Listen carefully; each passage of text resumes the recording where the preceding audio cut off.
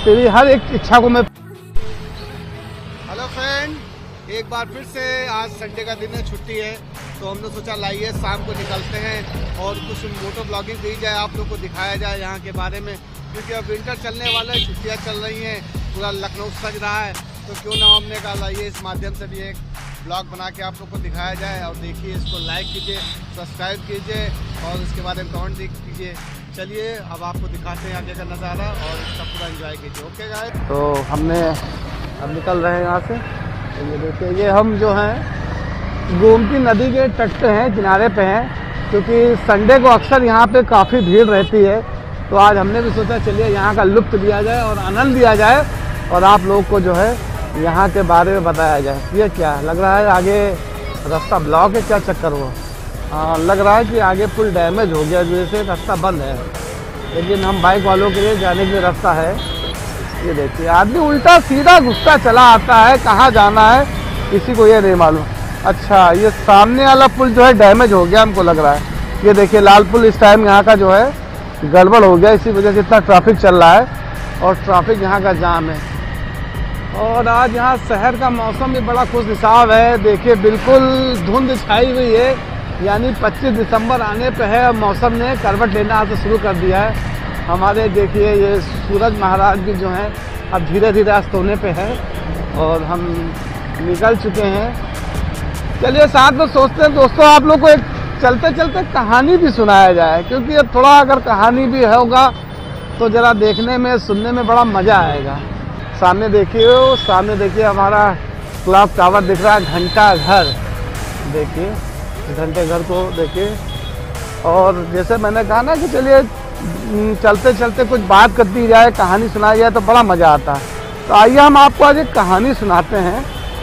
एक आदमी था, वो अपने जीवन से बहुत दुखी था।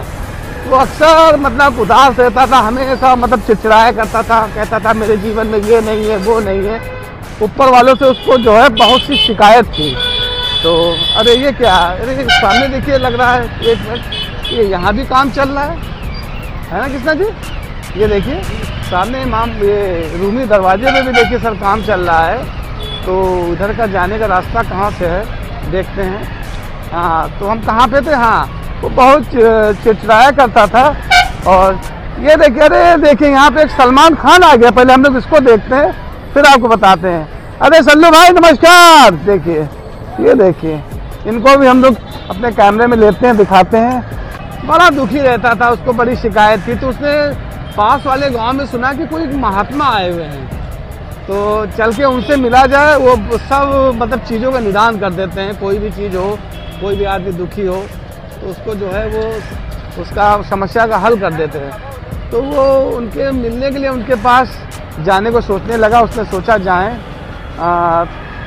अरे रुकिए, तब तक हम थोड़ा सा अपनी कहानी को रोकते हैं, ज़रा हम आपको यहाँ का नज़ारा दिखाते हैं। ये देखिए, शाम के टाइम ये ऊँट है यहाँ पे, ये भी आए हुए हैं, क्योंकि संडे का दिन है, काफ़ी यहाँ पे चहल पहल है। देखिए, ये सामने हमारे इमामबाड़े पे भी जो है काफ़ी भीड़ है लोगों की, काफ़ी तांता लगा हुआ है यहाँ पे। आज मैंने कहा ना, संडे होने की वजह से काफ़ी यहाँ का माहौल बड़ा खुशनसीब है। ये देखिए, बिल्कुल ये सामने इमामबाड़ा, ये यहाँ इक्के की सवारी है, जिसे आप लोग घूमने आते हैं।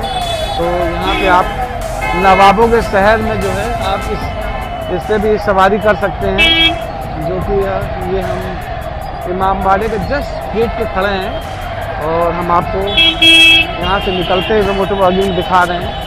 ये सब ये देखिए, सामने हम आपको दिखा रहे हैं इमामबाड़ा, देखिए कितनी भीड़ है। ये 6 बजे बंद हो जाएगा, तो हम यहाँ से निकल रहे हैं। ये पास में बगल में जो है अभी हम आगे आपको दिखाएंगे कि आगे सफ़ेद मस्जिद है, जिसको पुराने ऐतिहासिक रूप में अगर दिया जाए तो लक्ष्मण टीला कहलाती थी, लेकिन अब ये जामा मस्जिद के नाम से इसको बुलाते हैं लोग। और यहाँ काफ़ी जो है रौनक है इस टाइम, क्योंकि मैंने कहा ना फेस्टिवल का टाइम है, त्योहारों बुलाया जाता है। अच्छा, ये आगे इसलिए ये टीले वाली मस्जिद है, देखिए इसको टीले वाली मस्जिद भी कहते हैं।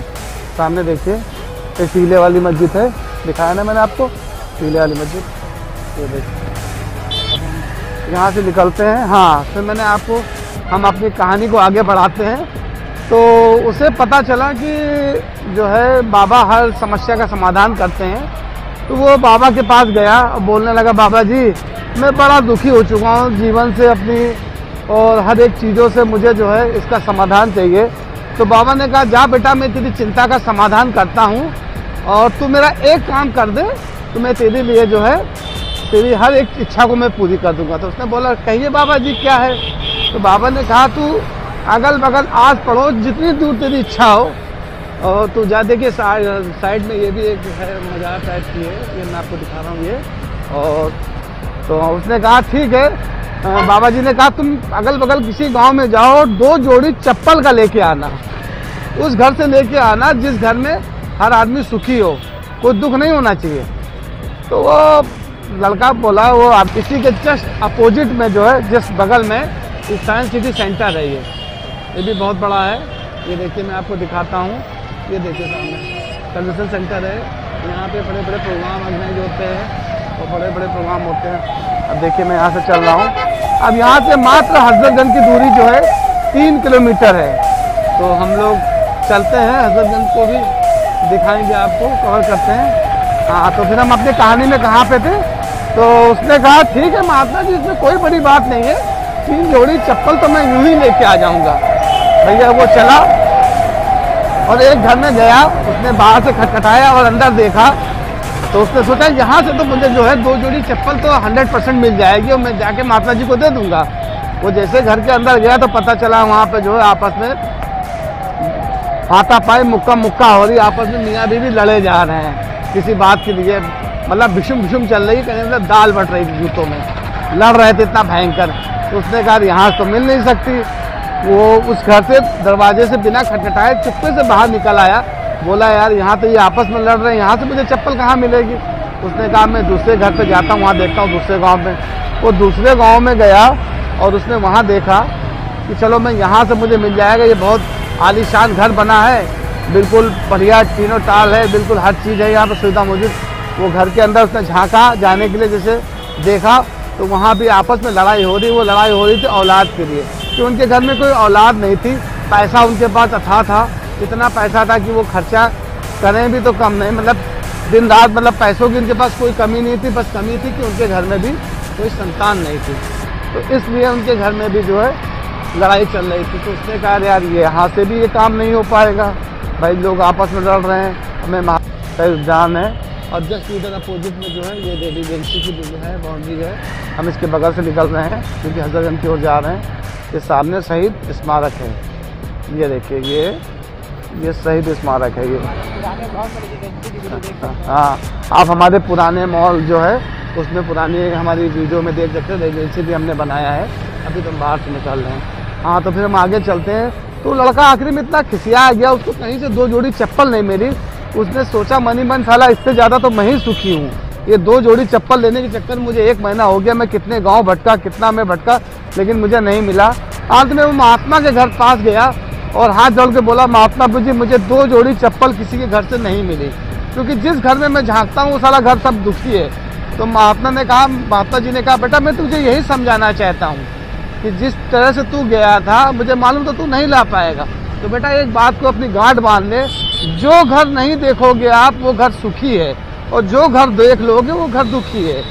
तो बस इससे इस कहानी से हमें ये शिक्षा मिलती है कि आज के युग में कोई आदमी सुखी नहीं है, कहीं ना कहीं किसी बात को टेंशन में लिए रहता है, सोचता है।